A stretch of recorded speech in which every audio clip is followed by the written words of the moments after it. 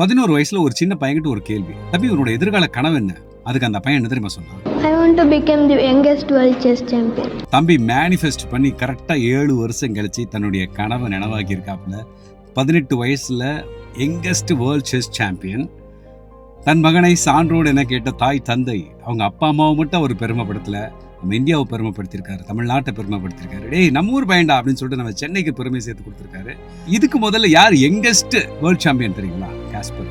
அவர் 22 வயசுல சாம்பியன்ஷிப் அடிச்சிருந்தார். குகேஷோட இந்த சக்சஸ்க்கு இன்னொரு முக்கியமான காரணம் லேசர் ஷார்ப் ஃபோக்கஸ். அவருடைய மொபைல் ஃபோன்ல இன்ஸ்டாகிராம் இந்த மாதிரி சோஷியல் மீடியா எதுவுமே கிடையாது.